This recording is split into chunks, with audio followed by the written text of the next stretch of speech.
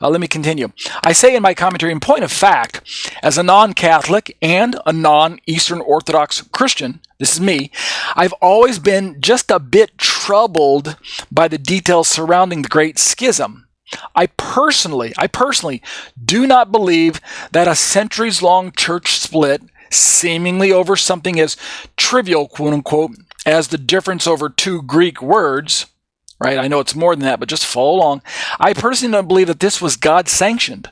I don't think it was, right? I don't think God was glorified in the fact that the two churches are still split to this day. Now, I know, again, it's more than just the Filioque. It's more than just this disagreement over procession versus sending. I know it's more than that.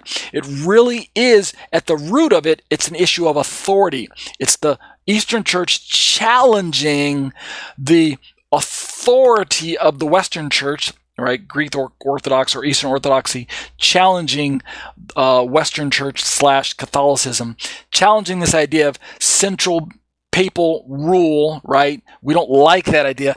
A lot of evangelicals or Protestant Christians also would take the side of Eastern Orthodoxy in the sense that we don't subscribe to a central one man ruling everybody unless that man is Jesus, right? We don't subscribe to this one pope who has the authority of all, right? One man to rule them all, one man to lead them, right? I'm kind of borrowing a phrase from Tolkien's Hobbit, Lord of the Rings theology, right? One ring to rule them all. We don't think that there should be one pope to rule them all. We think that we should have a lot of local autonomy, right? Local leaders, local pastors, local parishes, local,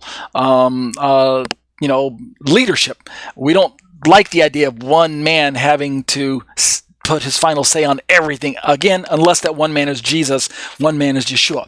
So I can appreciate the Eastern Orthodoxy pushback on this. But in the end, why has this split lasted for 1,000 years, for a full millennia? Why haven't we healed this? I mean, I know that Catholics and Eastern Orthodox still dialogue with one another. I know they pray together. I even am aware that Catholics will drop that clause out of the Filioque when they're praying with Eastern Orthodoxy, just to kind of yield to the brother, right? Not cause any conflict. But why hasn't the church unified itself? Why do we still even have a Eastern versus Western at all? So I don't think it was God-sanctioned, although I say in my commentary, historians were going to remind me that it was much more complex than a split over two simple words, right? Proceed versus send. I know it's more than that. Yes, please don't. I can see all the emails being typed right now as all the comments are being put into my YouTube videos. Hey, Ariel, you're not following history accurately. Okay, I'm aware of that. I'm not trying to say that that's all what's going on.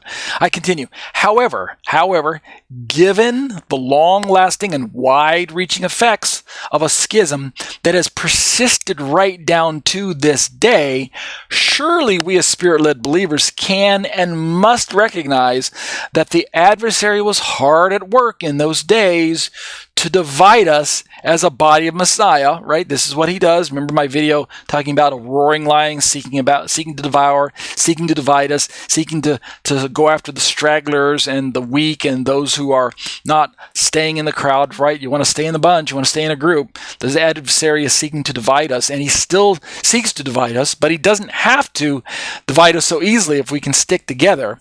But I say he's still hard at work these days. He was hard at work 1,000 years ago, 2,000 years ago, 3,000 years ago.